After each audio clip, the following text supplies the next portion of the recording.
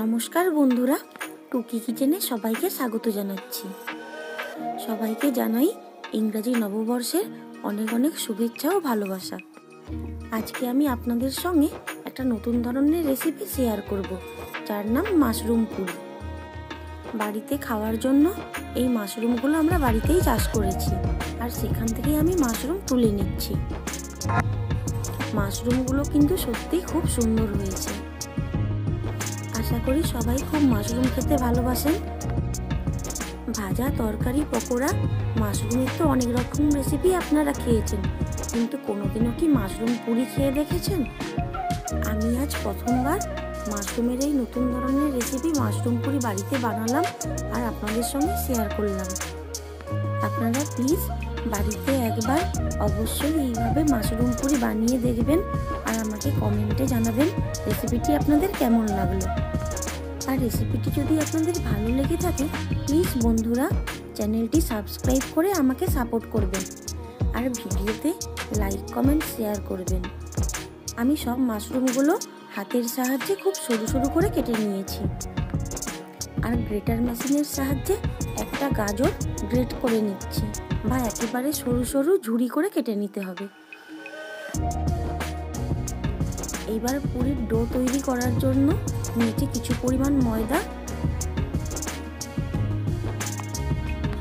আর তাতে সামান্য পরিমাণ লবণ আর জল দিয়ে একটা ডো তৈরি করে নেব, ঠিক যেভাবে আমরা রুটি, লুচি বা পরোটার ডো বানাই। ডো তৈরি হয়ে গেছে। এইবার ডোটাকে ঢাকা দিয়ে কিছুক্ষণের জন্য রেস্টে রেখে দেব। পুর তৈরির জন্য সব মাশরুমগুলোকে ভালোভাবে ধুয়ে হাতের সাহায্যে চেপে চেপে সব জলটা বের করে দিয়ে মাশরুমগুলোকে একটা অন্য পাত্রে রেখে দিচ্ছি।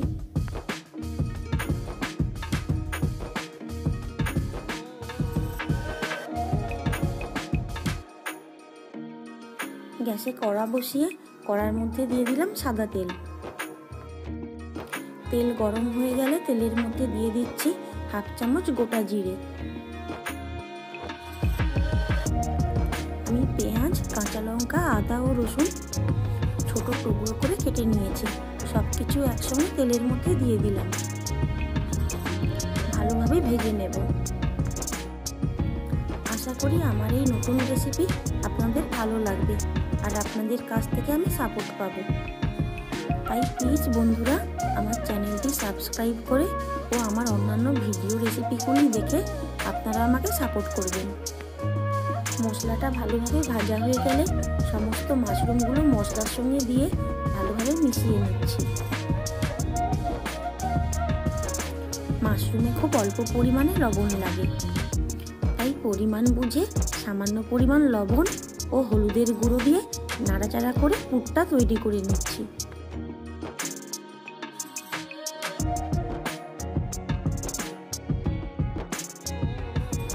আপনারা প্লিজ সম্পূর্ণ ভিডিওটা দেখবেন, আর এইভাবে 4-5 মিনিট রান্না করলেই মাশরুমের পুরটা পুরোপুরি তৈরি হয়ে যাবে।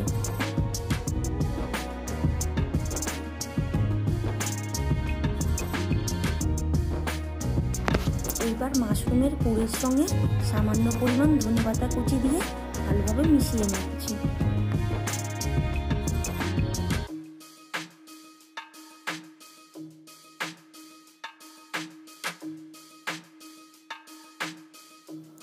এইবার গ্যাসের ফ্লেমটা বন্ধ করে দিলাম ও গ্রেট করা গাজরগুলো দিয়ে মাশরুমের সঙ্গে ভালোভাবে মিশিয়ে নিচ্ছি। এইবার পুরটা পুরোপুরি তৈরি, আমি একটা অন্য পাত্রে নামিয়ে রাখছি।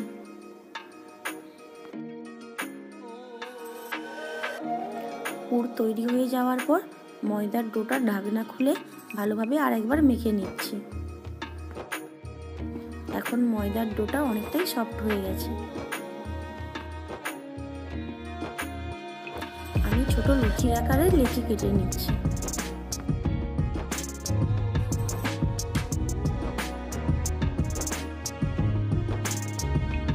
সব লেচিগুলো কেটে আমি গোল করে নিয়েছি।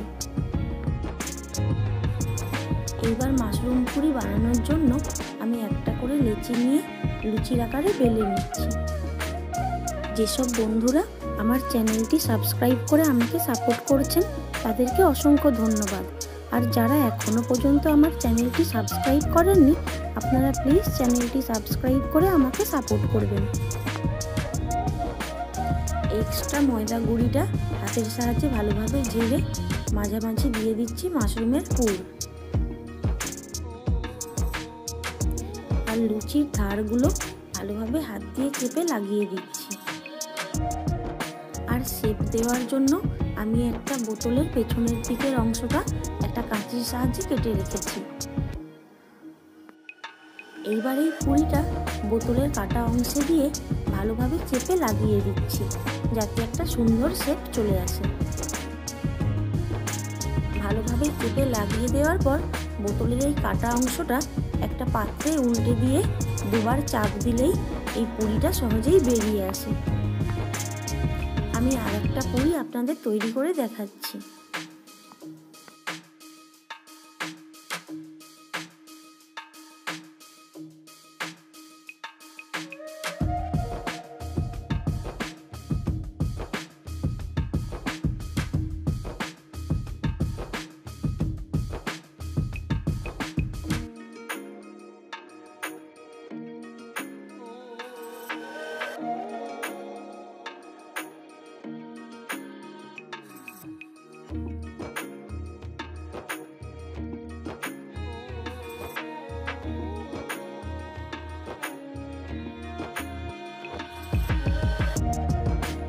আমি একই রকমভাবে সমস্ত পুরিগুলো তৈরি করে নিয়েছি।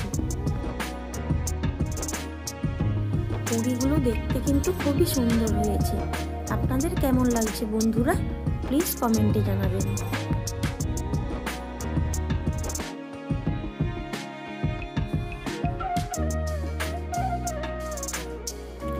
সমস্ত পুরিগুলো তৈরি হয়ে যাওয়ার পর আমি কড়ার মধ্যে আবারও কিছুটা সাদা তেল গরম করতে দিয়েছি। তেল ভালোভাবে গরম হয়ে যাওয়ার পর আমি একটা করে পুরি তেলের মধ্যে দিয়ে হালকা আঁচে ভালোভাবে ভেজে নেব।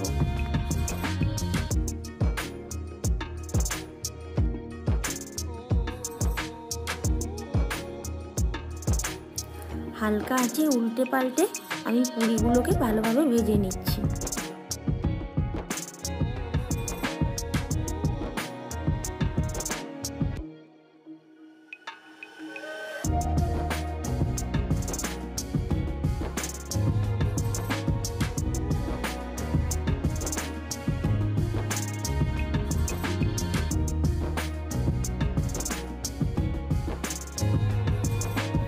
ভালোভাবে ভাজা হয়ে গেলে তেল থেকে পুরিগুলোকে তুলে নিচ্ছি।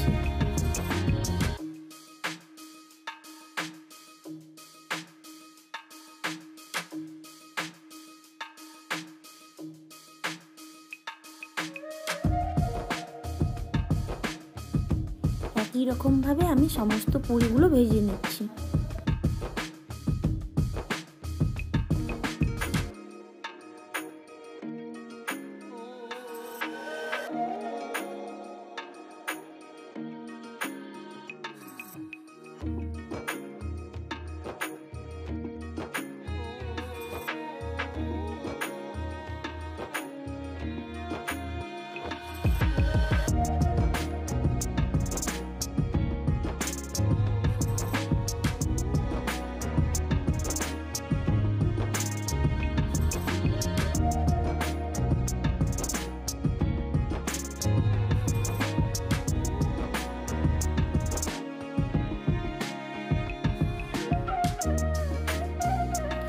এইবার গার্নিশিংয়ের জন্য আমি একটা পেঁয়াজকে ফুলের আকারে সাজিয়ে নেব। তাই পেঁয়াজটাকে আমি কিভাবে কাটছি সেটা আপনারা দেখে নিন। এইভাবে কাটলে পেঁয়াজটাকে ফুলের আকারে সাজানো যাবে।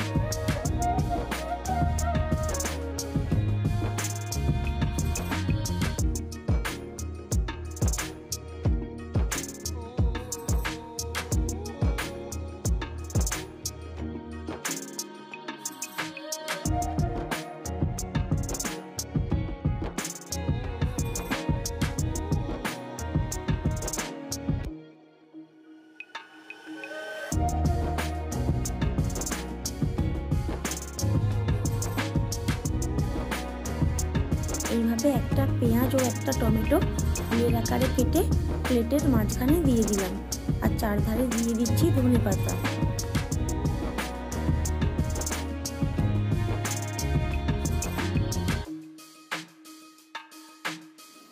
এখন মাশরুম পুরি পুরোপুরি তৈরি।